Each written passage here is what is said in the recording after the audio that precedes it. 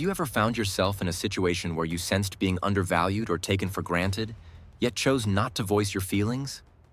Perhaps you routinely said yes to duties at work, only to later regret the additional burden. Or maybe you quietly endured teasing from a friend, trusting they would catch on that it distressed you.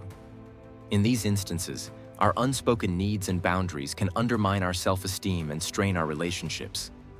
Learning to express ourselves openly and set firm limits is vital for establishing trust, fostering mutual respect, and preserving emotional equilibrium.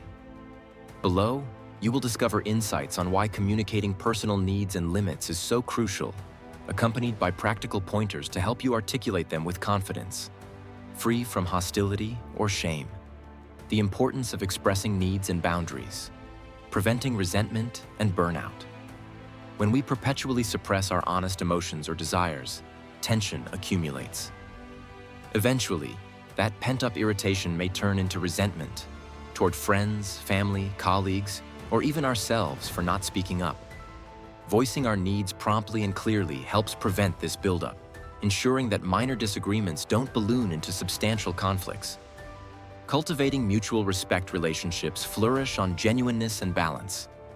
If you consistently bend over backward, saying yes when you need rest, or tolerating conduct that makes you uneasy, you deprive the other person of true insight into who you are. Conveying your limits and wishes is an act of trust. It indicates you believe this connection can handle honesty and that both parties merit consideration. Building self-confidence. Every time you state your needs, you reinforce a sense of autonomy. You remind yourself, and those around you, that your emotions, comfort, and schedule hold significance. This affirmation can resonate through all aspects of life, career, friendships, and romantic relationships, boosting self-esteem and easing future dialogues. Roadblocks to clear communication. Fear of conflict or rejection. A major factor preventing people from voicing needs or boundaries is the concern that they'll spark friction. Yet dodging possible tension can result in bigger issues if unaddressed resentments accumulate. In reality, courteous honesty often strengthens trust and diminishes misunderstandings that could escalate in the future. Desire to please. Some of us carry a strong drive to maintain harmony and be viewed as agreeable. We may comply when we'd prefer not to, or keep silent about behaviors that upset us. While kindness is commendable, letting go of authenticity or well-being to avoid displeasing others tends to be unsustainable. In time, it can reduce genuine goodwill, as you might feel exploited or embittered. Uncertain language. Even if you know you want to say no, you might lack the phrasing or method to do so smoothly. Some people fret about appearing rude or abrasive. Without guidelines for assertive expression, they might resort to veiled hints, or alternatively, vent frustration aggressively. Having a clear strategy mitigates this problem. Elements of assertive communication. Balancing clarity and respect. Assertiveness occupies the middle ground between timidity and aggression. It doesn't involve dismissing others' needs or bulldozing their views. Rather, it entails sharing your own thoughts and emotions directly while also acknowledging theirs. For instance, you can calmly say, "I'm not comfortable tackling that project now," instead of snapping, "Don't ever request my help again." I statements. When you phrase requests or boundaries by referencing your own emotions and experiences, others are less inclined to feel criticized.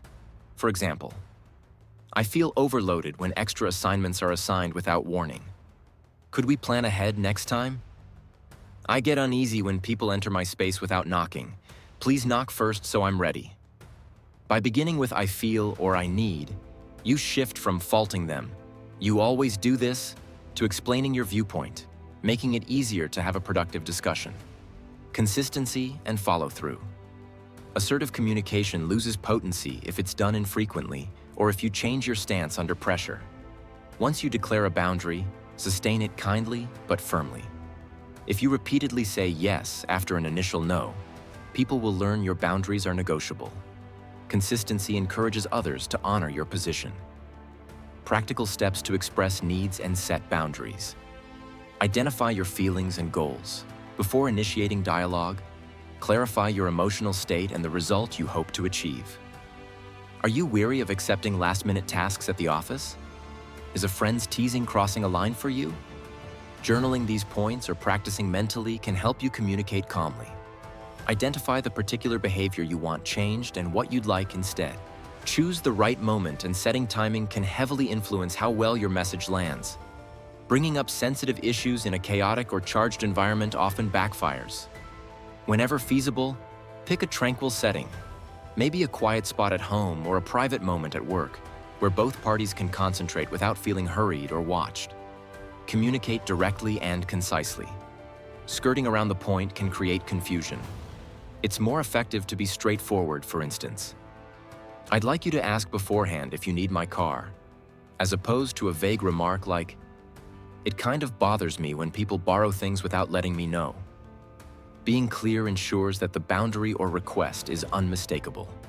Maintain appropriate tone and body language tone. A calm, measured tone shows you're serious but respectful. Avoid sarcasm or belittling remarks. Eye contact. Constantly looking away may weaken your position, yet a harsh stare can appear antagonistic. Aim for a steady, natural gaze. Posture. Stand or sit upright for confidence. Excessive fidgeting or crossing your arms could hint at anxiety or defensiveness. Offer a collaborative angle if appropriate. Not every boundary can be flexible. Sometimes it's a definitive limit you won't negotiate. But if there's room to compromise, welcome their input. For example, "I usually need an hour of peace after my shift. How can we coordinate that while still catching up?" This approach makes it a joint effort rather than one-sided demands. Handling pushback and conflict emotional reactions. Individuals may respond intensely when faced with altered expectations or constraints. They might feel uneasy, ashamed, or even annoyed. Aim not to mirror any heightened feelings with your own. Instead, acknowledge their reaction. "I see this might feel abrupt," or "I understand this could be upsetting." Then restate your requirement or boundary calmly. Negotiation and compromise. Sometimes, mutual concessions are necessary.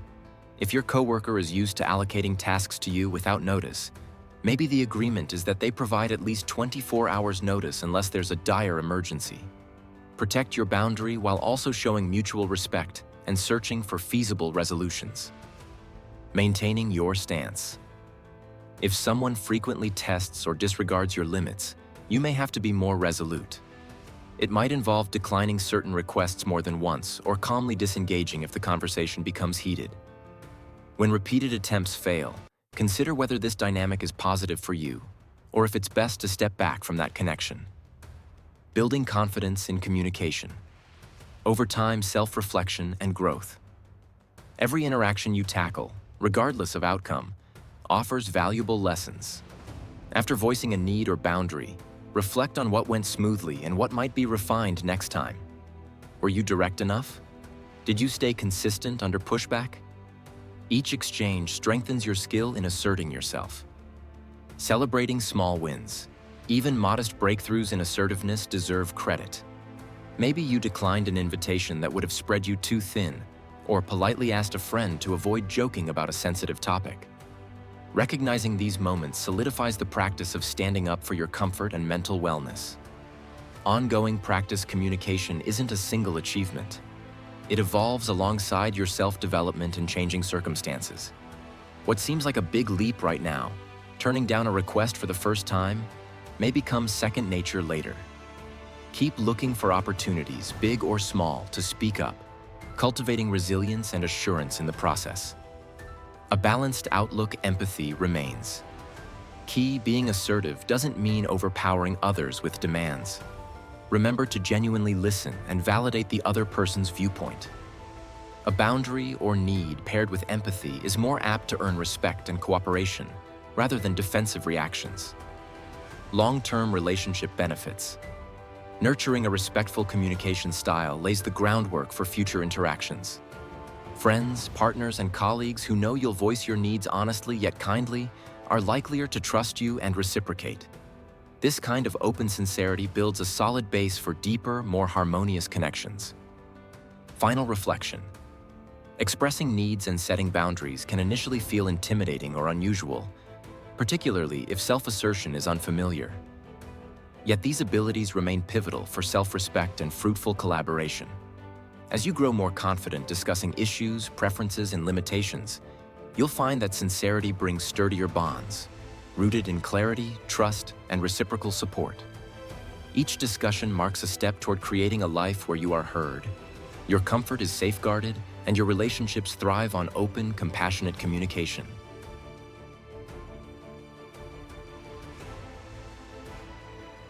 Thank you for watching. Join us on this journey. Don't forget to subscribe.